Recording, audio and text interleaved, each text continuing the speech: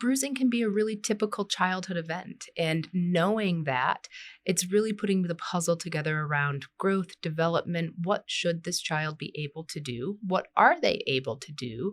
Are they neurotypical in their development? Is there something going on in terms of developmental delays? And does the history as to how they acquired an injury really make sense in terms of where we're seeing the injury, how big the injury, the number of injuries they might have? There's a moment in every pediatrician's day that just doesn't show up on the schedule. It's the bruise that doesn't quite make sense. The awkward pause after a parent answers a question just a little too quickly. And the child who won't make eye contact, but they also won't stop tugging on your sleeve.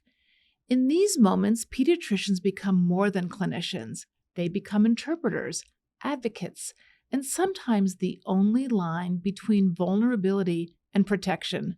This is Charting Pediatrics.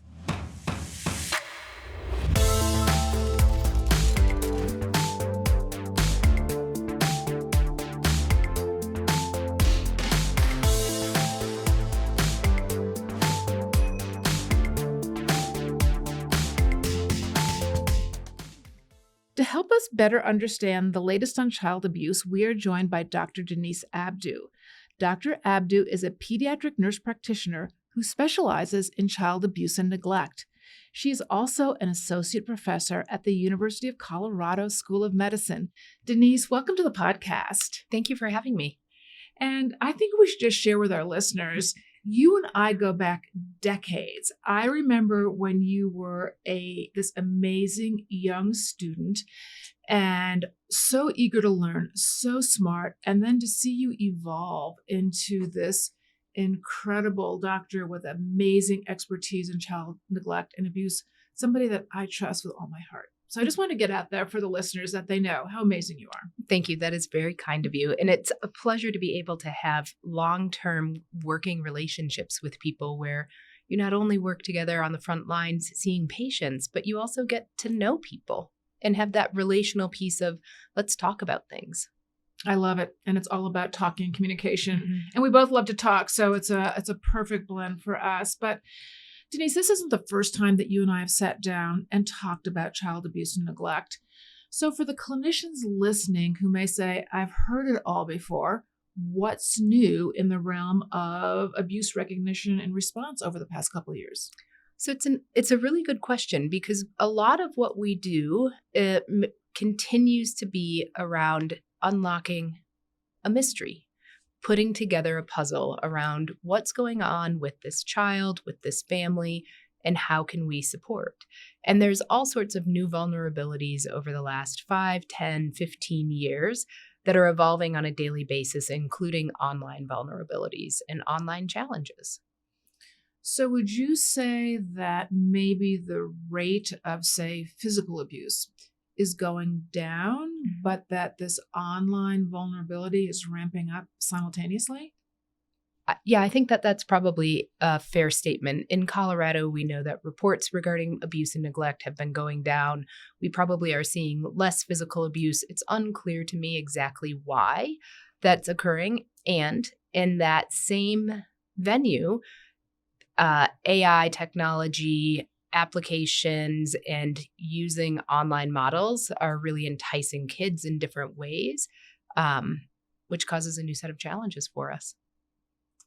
And not to go too far back into the dark files, but what happened during COVID? Did we see an increase in child abuse during that era or not? We did not.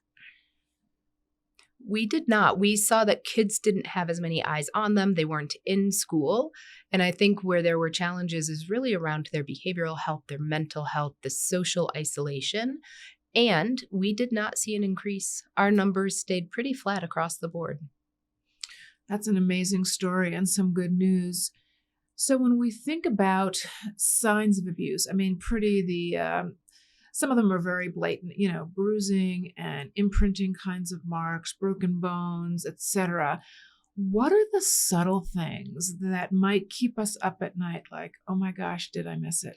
Yeah. So bruising can be a really typical childhood event. And knowing that, it's really putting the puzzle together around growth, development. What should this child be able to do? What are they able to do?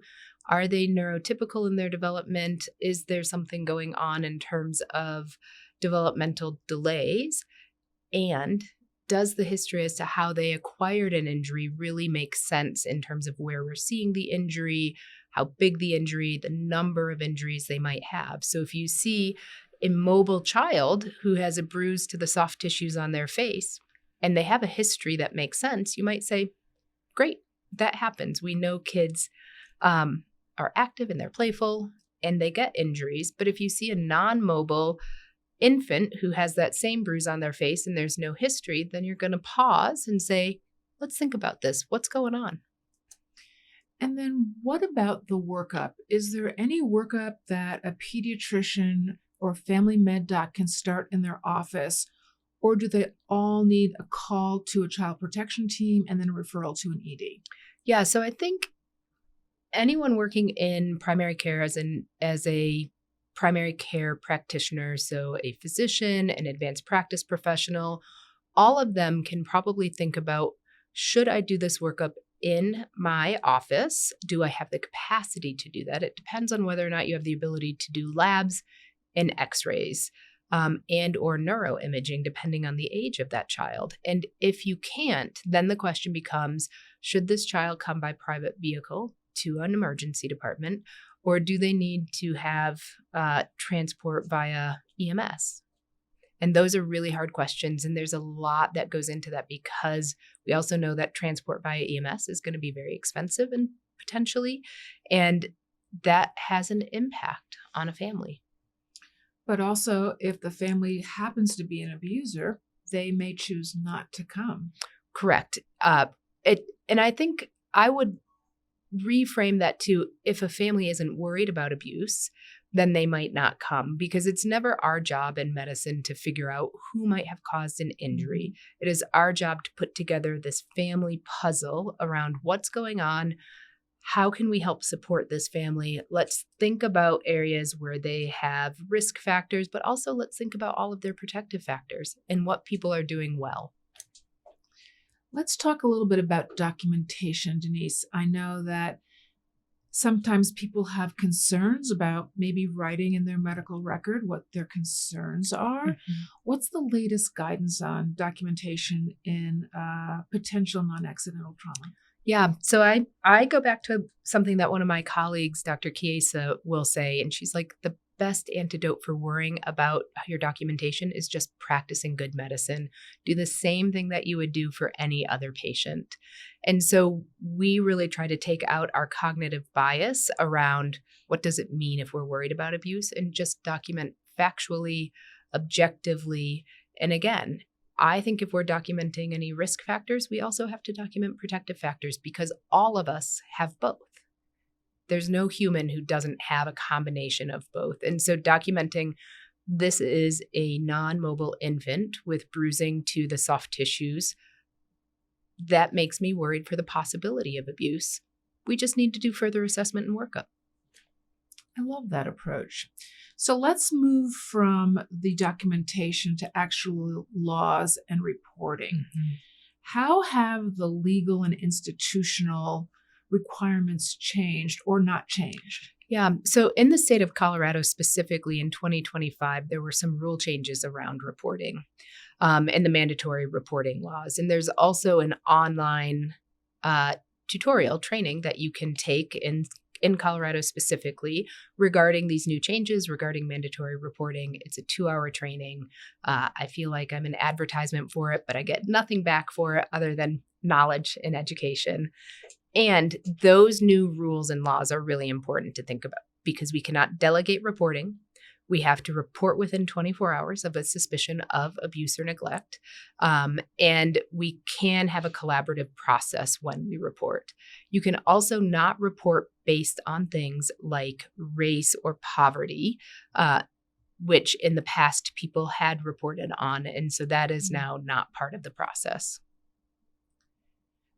Do these regulations apply to all the states and internationally, or was this just more Colorado based? These changes were changes to the Colorado Children's Code statute with the mandatory reporting. Each state has its own law around mandatory reporting, and all 50 states have mandatory reporting laws. Good to know. So, trauma-informed care has really come into focus, and I think we're all very sensitive to that. How does that change a practice compared to, say, 5-10 years ago? Yeah, so I think understanding that child abuse is trauma, regardless of the type of abuse that we're talking about, and having an understanding of that trauma has an impact on the child, it has an impact on the family, it has an impact on ourselves as providers. And we need to really think about how do we start a healing process now, and how can we think about minimizing the impacts of trauma to this child and family overall. And how can a pediatrician or a family med doc ask some of these sensitive questions while maintaining the trust that they have with the family? Yeah, this is where I think being open and honest in your communication, being kind and compassionate, as all of our healthcare professionals are, we're here to help, we're here to serve. And in that role, I think just saying, this is what I'm worried about. What kinds of things might you be worried about? And I like to start my clinic visits, especially, also some of my inpatient consults, with 2 questions. What is your understanding of what's going on today? And mind you, I understand that when I'm starting, somebody has already introduced the idea that they're worried about child abuse, and they've already told the family that I'm coming. But I like to say, tell me what you'd like to get out of our visit today, because I want to understand how I can support you and what your questions are. And then I have some questions that I'd also like to ask. I love that softness about you and that approach. That must be so comforting to the family. How does it impact you any differently if it's a really complex case or an ambiguous case or a case that you think is a slam dunk? Yeah, so I think it's a hard question, because there's always this piece of filling in a puzzle. I keep referring to a puzzle because I don't have all of the pieces of information until we get things like labs and imaging back. And many of our injuries, as you know, as a pediatric emergency medicine physician, are occult, and we can't actually see them. And so I think it's reasonable to take a pause sometimes and say, we have to gather information. We're really good in healthcare as advanced practice professionals, as physicians, to gather information and then to synthesize that information and say, what does this mean? And sometimes it means that I need to ask other experts for help. I need to ask my neurosurgery, my neurology, my radiology colleagues, sometimes even genetics or metabolics, other people, for help in terms of understanding what is going on, because this clinical picture is confusing. We don't want to miss something. And we also have to balance that with the possibility that somebody might have hurt a child. Which always is the hardest thing for a pediatrician when we love children so much, and keeping them in the center of the equation of absolutely everything we do. So I love the way you describe the puzzle, Denise, that there's different pieces, and the pediatrician has a little piece, the family has a piece, you have a piece. And as you mentioned in the ER, I get to work with residents and fellows and med students, and they want to jump in and be the detective and figure it out. And I also say, take a pause. Yep. You know, our job is not to figure out who done it. Our job is to figure out what's going on with this child, what happened, and how do we fix it? Not who done it, how do we fix it? Correct. And I think that's very much your approach as well. That is my approach. And not only do we want to fix the medical things that we can fix, understanding that there are certain things that I can try to fix as best I can, but we can't fix everything. And how do we support families so that they can take care of their children? Because their children love their parents, and parents and guardians love their children. And how do we support these family units in different ways? Yeah.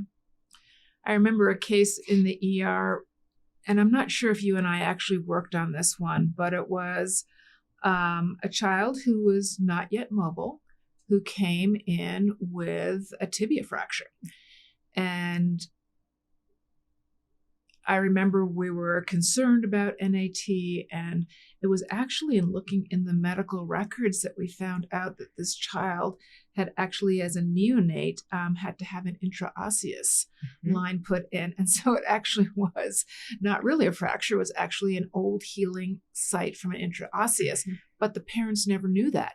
That child was sick at the time, septic baby, rushed, upstairs. And by the time they got upstairs, they pulled it out and the family never knew. So those are the kinds of things when collaborating you can figure out. And, this family was distraught. Yeah, I can imagine how terrifying that would be.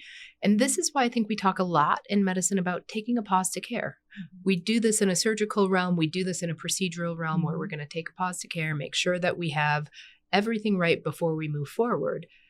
In our work in child abuse pediatrics, it's really important to also take a pause to care and say, let's go back, let's review some medical records, let's review this history really diligently, and then let's review all of the new information that we have from this encounter that we're dealing with right now so that we can understand this full picture. That's why I keep referring to it as a puzzle, because all of those little bits and pieces help fill in a better picture.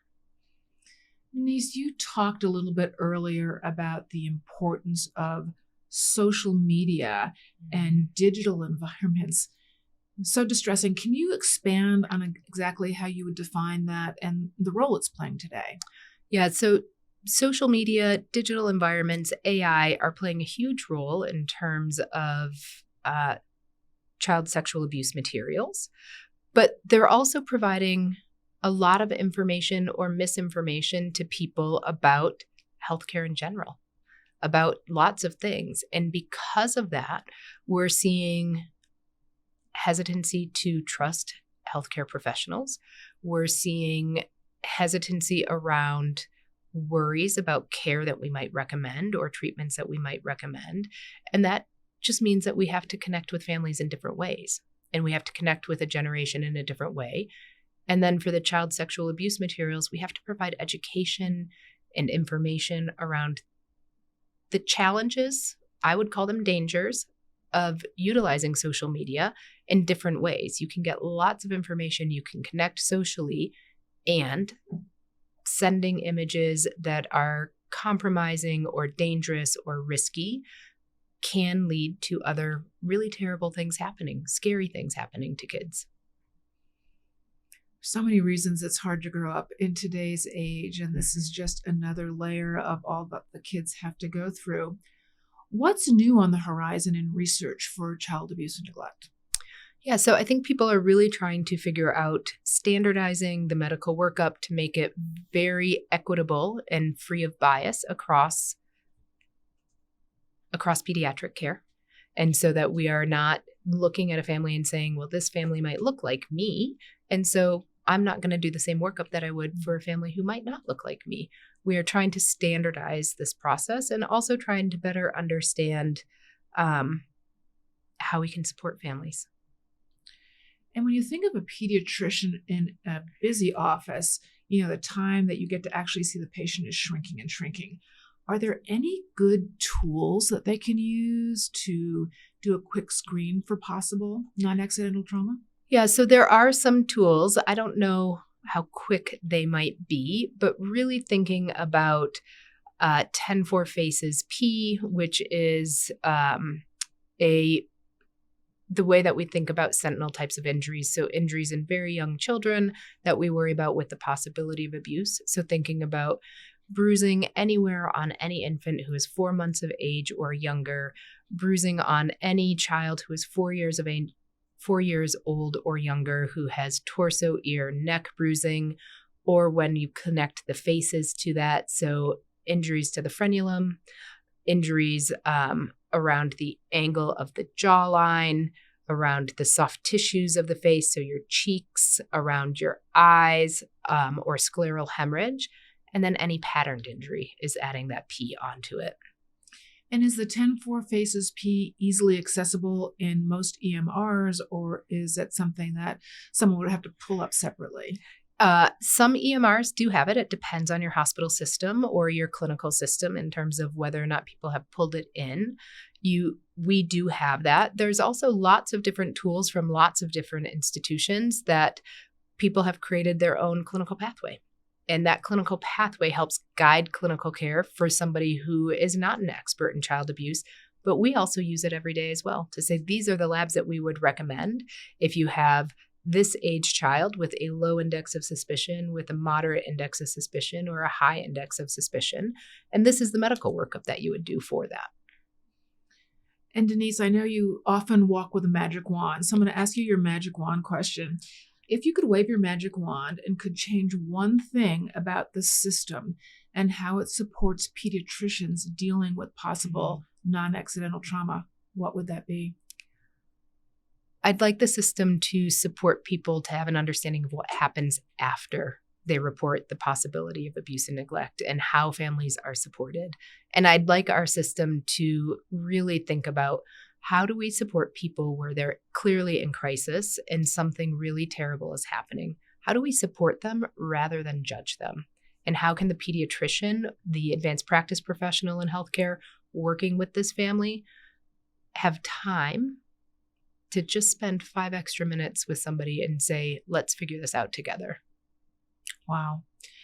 And what's one practical tip that you could share with all of our listeners to help them in dealing with this topic? I think taking a moment and saying, I am worried, and not trying to push that down and say, I don't want to be worried because it's a bad thing to be worried about, and rather reframing that to saying, this is an opportunity for us to support. This is an opportunity for us to help, which is why we went into pediatric practice to begin with. Such a great tip. Denise, let's chat a little bit about the teamwork that goes into non-accidental trauma. I'm assuming this would include physicians, nurses, social workers, child protection experts. What does that team mean to you, and how do we best utilize that team? So I work in an academic hospital-based setting, and so I have lots of resources available to me. I also think people who are out in general practice have lots of resources available to them. So when I think about the team, I think about our first contacts, which are either EMS and or our pediatric emergency medicine or emergency medicine colleagues. And they're the front start of our teamwork. They're the front line. And that front line then can provide information or access to care in very different ways than I can, since I don't have a clinical service to admit to. I have an outpatient clinic, but in an emergent situation, that's not the best place for kids to be seen. But also then to talk about all of the different teams who help generate this diagnosis and support the medical concerns that are going on. So you as a pediatric emergency medicine physician have the pleasure of calling the neurosurgical team, the trauma surgical team, neurology, our critical care colleagues to help start that supporting. And then also our clinical social work colleagues and sometimes a child abuse expert to come in and talk about this large picture of what is going on. How do we medically take care of oftentimes kids who are less than 5 years of age who have lots of significant medical concerns because of abuse or neglect, or the potential for abuse or neglect? And how does that team interface together so we can support one another to support this child? And it's such a well-functioning team. It's really like an orchestra where you have the different instruments coming in. And I know for me in the ER, especially when it's an ambiguous case where I'm not really sure, it's like, oh, I can't wait till I talk to social work. I can't wait till I talk to Denise, that I can actually have more thoughts going in and really a thoughtful diagnosis. Yeah. Just the other night, I was chatting with one of my pediatric emergency medicine colleagues here about some labs that we had asked for, and some differences in those labs in terms of they weren't stone cold normal, but they weren't really super abnormal. And how are we going to think about this in terms of broadening a differential? What sorts of things in the emergency medicine setting do you all think about? What sorts of things do I think about in terms of mimics or things that we worry about in abuse as making children more likely or not likely to have injuries or fractures that can be a red herring for abuse. And so really putting our heads together and having that conversation is crucial. Mm-hmm. Denise, thank you for sharing your incredible fund of knowledge with us. You are so knowledgeable in this field, and I know that all of our listeners worldwide have appreciated all the updates and new insights. And to all of our listeners, thank you. And until next time, keep on keeping kids safe out there.